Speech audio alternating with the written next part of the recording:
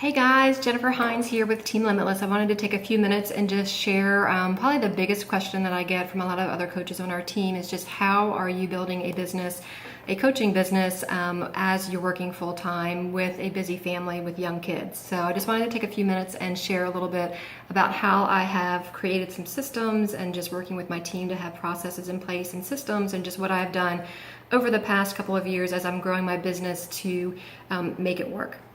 So I'm going to try to keep this as tight as I can, but I tend to get off track and get a little excited about what I do.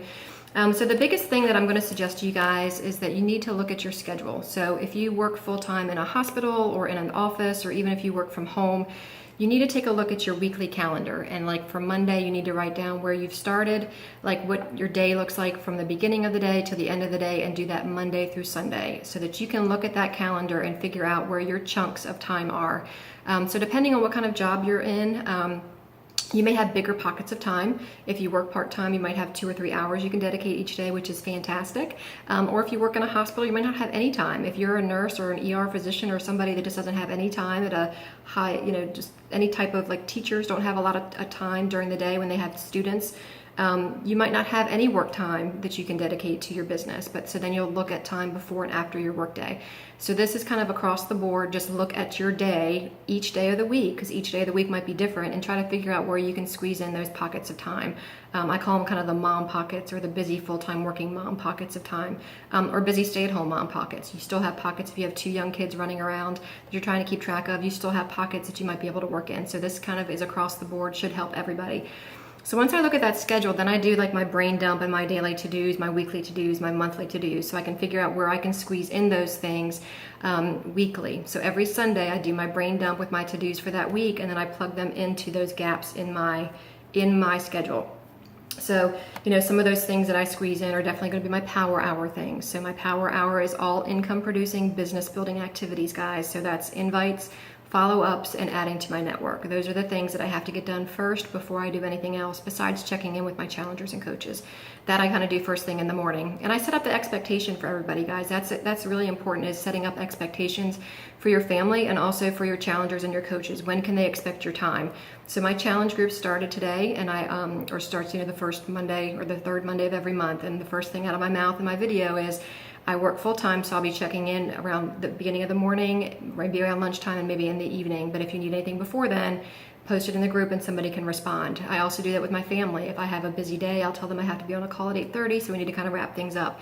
I let them know what the expectation is ahead of time. So also you can pre-plan your posts. So one of the things that I would do is kind of know what I'm inviting to this week. So if I'm inviting to the challenge group, more of my posts are going to be challenge group invites. If I'm going to be doing like coach opportunity, I'm going to be sharing more about the community and the benefits of coaching in my post. So kind of think and know what you're inviting to. Even if you're still an apprentice coach under your upline, still kind of know what you need to be inviting to. Hopefully you have a team calendar or have a marketing plan, kind of knowing what you need to invite to. Also kind of make the most of one-on-one time. So again, if you work in an office or a hospital, or even if you're a real estate person, you go in and out of a hospital, or if you're a stay-at-home mom and involved in mommy groups, make the most of that one-on-one interaction time. Show up to work with your shake, in a shaker cup or in a mason jar. If you don't want to be Shakeology, have the Shakeology shaker cup, put it in a mason jar with a lid and be drinking that at work. It kind of creates conversation. People are going to ask questions. Same thing with the little containers. I pack my, carrots and hummus in my little blue container, and they're like, oh, what's that little blue container? I'm like, that makes sure that I don't overeat the hummus that I always do. So make sure that you're showing people in your lifestyle this journey that you're on. So it doesn't all have to be on social media. It needs to be a reflection of your real life also. Going to mommy and me play date. I would, like I said, take my shake in a cool little mason jar with a lid and be drinking it in the afternoon as my energy's starting to dip.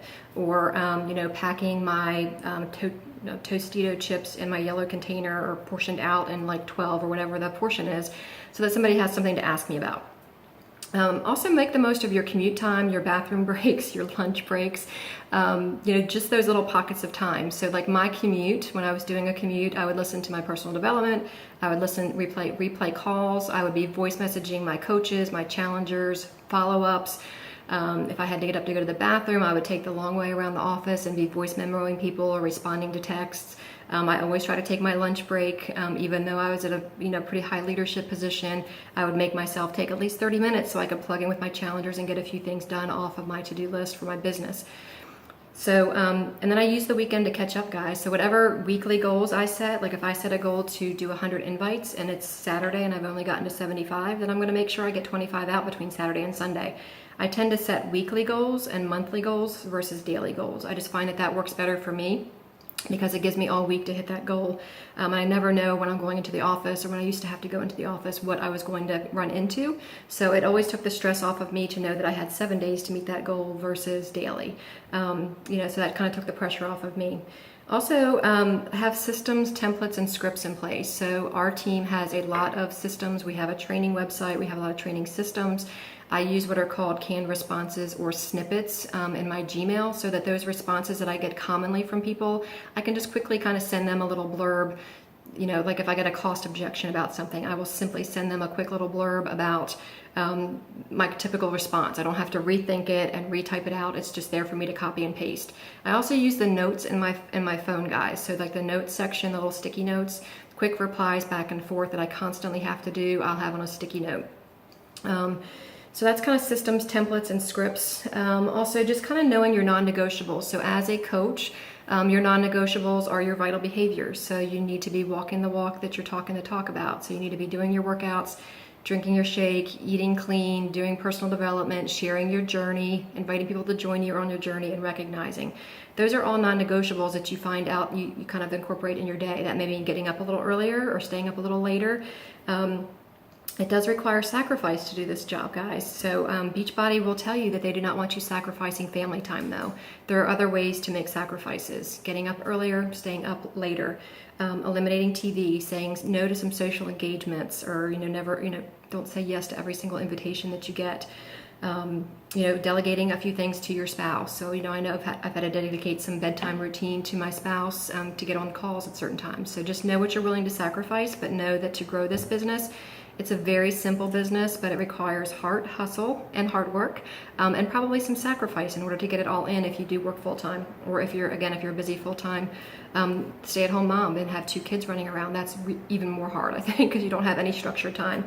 So you got to know your non-negotiables and how you're going to fit them in. And work from goals, guys. Have your weekly and monthly goals and know what your deadlines are for Success Club, for rank advancements. And then also you need to do a gut check. Is what you're doing building your business and producing an income for your business? Scrolling on social media probably is not. Watching a, binge watching House of Cards is probably not. So those are kind of the areas that you really need to do a gut check and kind of figure out, what you can give up. Just trying to check my list here to make sure I'm not forgetting anything. Just use technology, guys. I use the voice memo on Facebook all the time. It's much easier for me to leave a message and they hear my voice than typing everything out. I also use the voice memo in my phone to remind myself if I'm out driving and I have a great idea for a post or something I want to reach out to somebody for, and I just got the wording just right in my head. I would do a voice memo so I could remember it later. So those are kind of my top tips, guys. I was trying to keep it under 10 minutes, but I wanted to share that there is going to be sacrifice for this job, but that it is worth it. And finding the balance of what you're comfortable doing is going to be key, and nobody can do that for you.